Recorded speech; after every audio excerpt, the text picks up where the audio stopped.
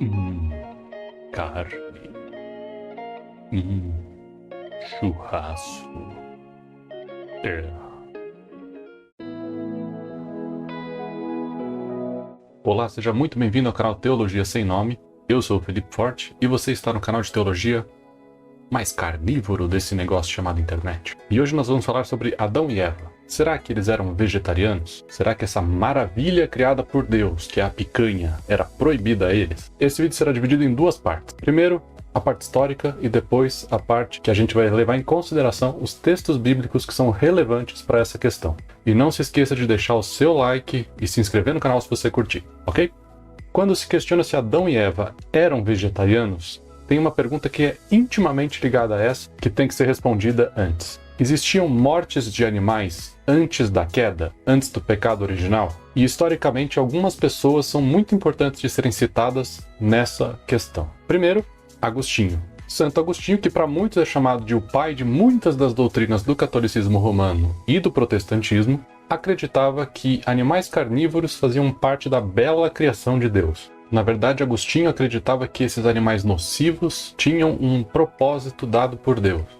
Dentre eles, poderiam ser usados para castigo ou para provar o homem. Para Agostinho, esses animais daninhos e nocivos faziam parte da bela criação de Deus. Só que tem um porém. O pecado original afetou a forma como nós vemos eles. Então a relação carnívora dos animais é vista por nós como algo repulsivo e repugnante por conta do pecado. Mas originalmente tudo isso fazia parte de uma criação bela de Deus e nós não julgávamos dessa forma. E o segundo personagem histórico importante para essa questão é Tomás de Aquino. Na questão 96 da sua Suma de Teologia, ou Suma Teológica, Tomás de Aquino fala sobre os efeitos do pecado no mundo animal e nos homens. Nessa questão dos animais carnívoros, Tomás diz o seguinte: alguns dizem que os animais que agora são ferozes e matam outros animais, naquele estado seriam mansos, não somente com respeito aos outros animais, mas isso é inteiramente desprovido de razão. Com efeito, a natureza dos animais não foi mudada pelo pecado do homem, de tal maneira que aqueles aos quais é natural agora comer as carnes de outros animais, como os leões ou os falcões, vivessem então de ervas. Assim, tanto Agostinho quanto Tomás acreditavam que haviam mortes de animais antes do pecado original. E quando a gente fala de morte, até Calvino falou algo sobre isso. Para Calvino, o homem, o próprio Adão, poderia morrer antes do pecado original. Só que para ele seria uma morte menos dolorosa, porque não envolveria a separação do corpo com a alma. Então isso não é uma revisão de doutrina para adequar a Bíblia ao conhecimento científico moderno. Mas agora a gente vai partir para os textos bíblicos que são relevantes para essa discussão. O primeiro desses textos é Romanos 5, versículo 12, que diz o seguinte: portanto, da mesma forma como o pecado entrou no mundo por um homem, e pelo pecado a morte, assim também a morte veio a todos os homens, porque todos pecaram. Então a morte de animais entrou no mundo, certo? Na verdade não. Se você ler esse texto com atenção no seu contexto, você vai ver que ele está falando de morte espiritual e não morte física. Olha só o que é dito 2 versículos depois. Todavia, a morte reinou desde o tempo de Adão até o de Moisés. Se a morte reinou de Adão até Moisés, então essa morte não pode ser física, porque até depois de Moisés, várias pessoas morreram. E nós também morremos. Mas mesmo se esse texto se referir à morte física, é só aos humanos. O texto diz claramente que a morte veio a todos os homens.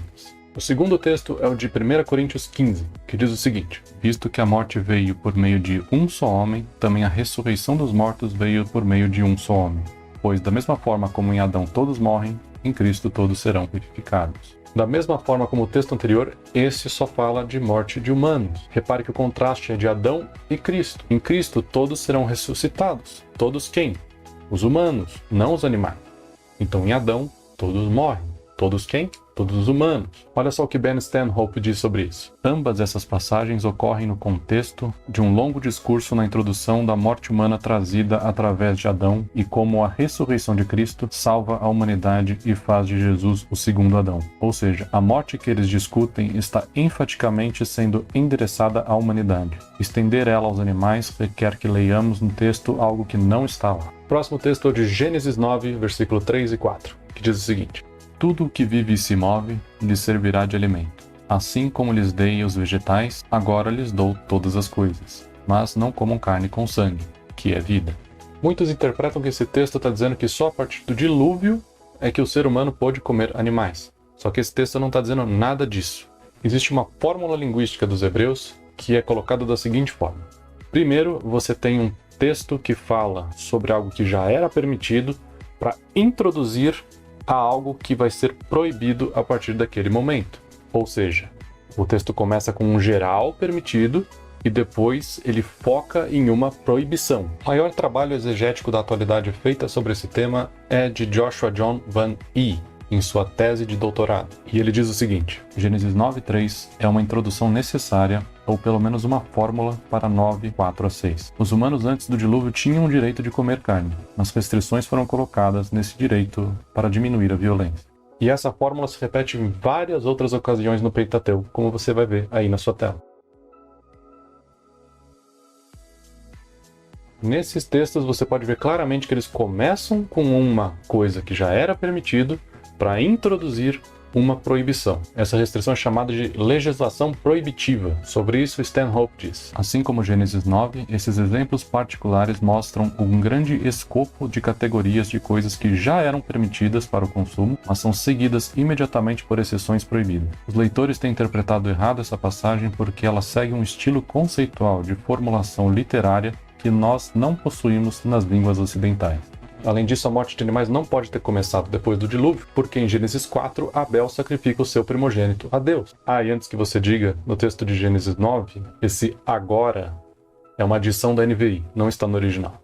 Existe um texto que é principal usado para mostrar que Adão e Eva eram vegetarianos, e esse texto é o de Gênesis 1:29, que diz o seguinte: disse Deus: eis que lhes dou todas as plantas que nascem em toda a terra e produzem sementes, e todas as árvores que dão frutos com sementes. Elas servirão de alimento para vocês.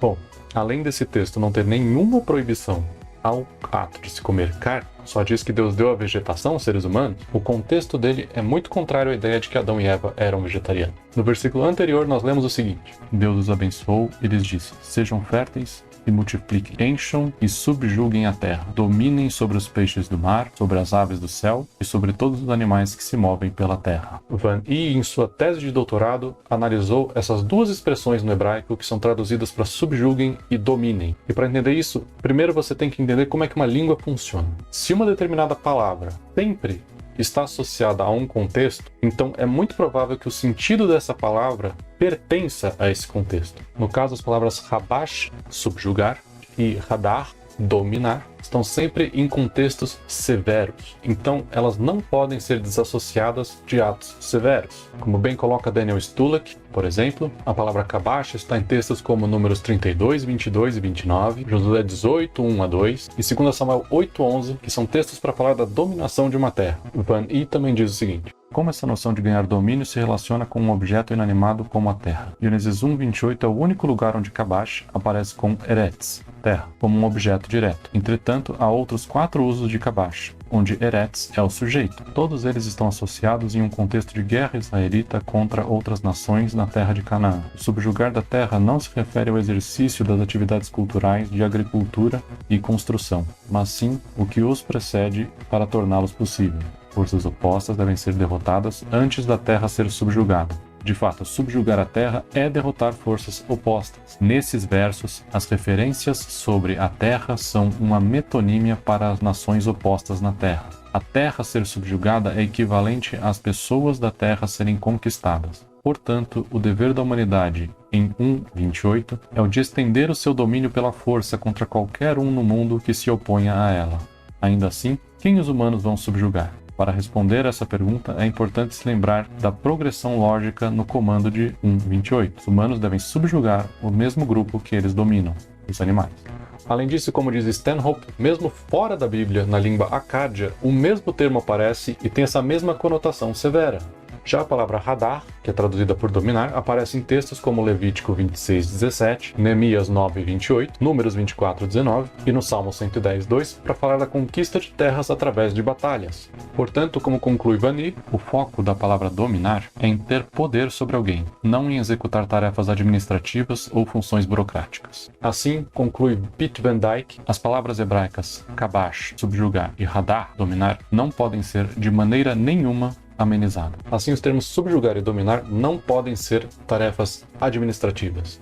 São termos severos. E muitas vezes, como diz Stulek, os teólogos são culpados por persistirem em não mostrar a violência que é implicada por esses termos no texto. É claro pelo contexto, portanto, que esses termos não são benignos. E Stanhope também diz: por mais desconfortável que a terminologia pareça a nós teologicamente, partindo de um ponto de vista de um ecologista moderno, os verbos usados em Gênesis no mandato de criação carregam um tom de conquista militar e de dominação. Mas mesmo se a gente não olhar para o hebraico, pensa só, o que significa subjugar e dominar no contexto do Antigo Oriente Próximo, animais marinhos e animais voadores? Eles só tinham a função de ser alimentos. A não ser que você ache que Adão e Eva apostavam corridas montados em golfinhos como se fossem jet skis.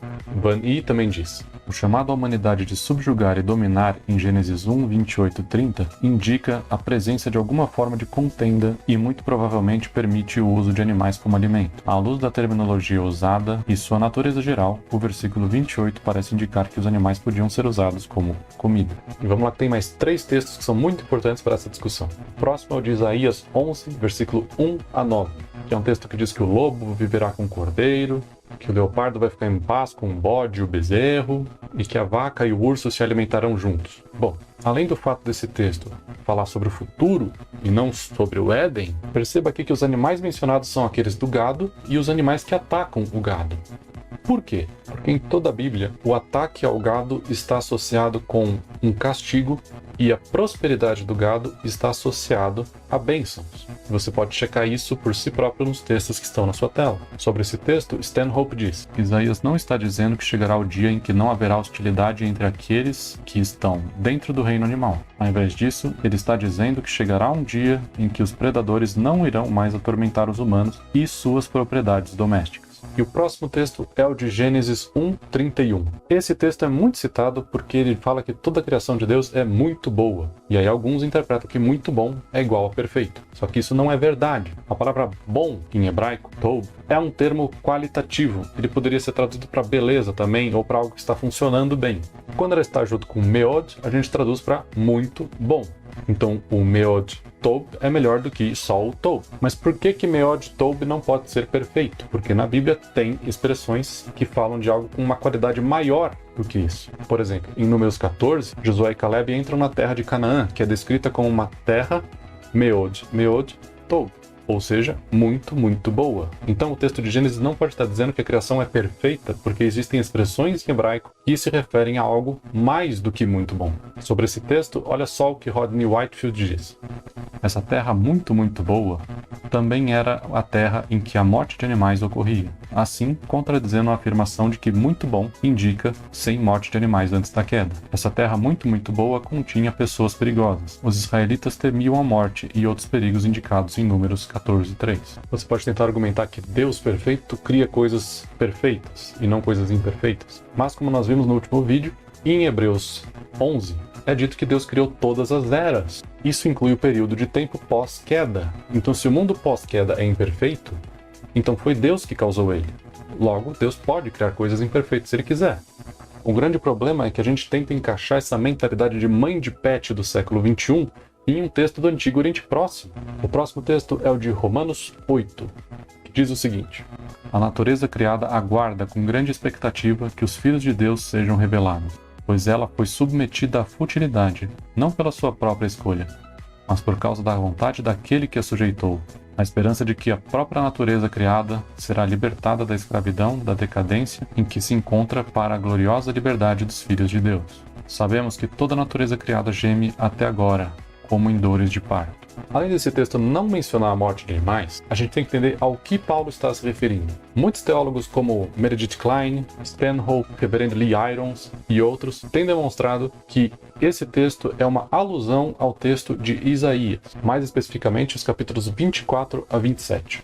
Na tela você pode ver como tem um linguajar muito parecido e temáticas muito similares entre os textos de Isaías e de Romanos.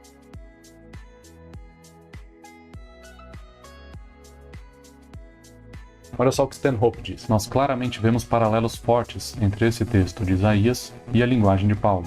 Em Isaías 26:9, nós lemos que os justos anseiam por Deus e buscam avidamente a justiça de Deus. Além disso, no presente, os justos sofrem, como a mulher grávida que vai dar à luz, se contorce e grita de dor. Esse é um surpreendente paralelo com a linguagem de Paulo, de antecipação, e sua analogia do nascimento. Como Paulo, Isaías imediatamente descreve como o povo de Deus irá ressuscitar do pó. A terra deixará aparecer o sangue que embebeu e não encobrirá mais aqueles que foram mortos. Portanto, a linguagem de Paulo sobre a criação estar na escravidão da decadência provavelmente se refere a Isaías 24, e o conteúdo da passagem de Isaías não tem relação com o estado de paz original dos animais, mas das coisas do solo, do vinho e Deus trazendo julgamentos naturais.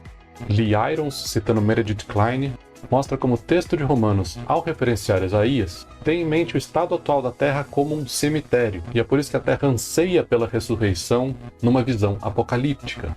Ele diz: a metáfora vívida de Paulo de criação gemendo como se esperasse pela ressurreição dos justos parece ter sido pega dessa passagem de Isaías. Isaías diz que a terra pranteia, pois foi encoberta pelos mortos. Com isso, a profecia de Isaías sobre a ressurreição dos mortos pode começar. Na verdade, é precisamente a ressurreição dos mortos que será a libertação da criação e seu serviço conscrito como cemitério da humanidade.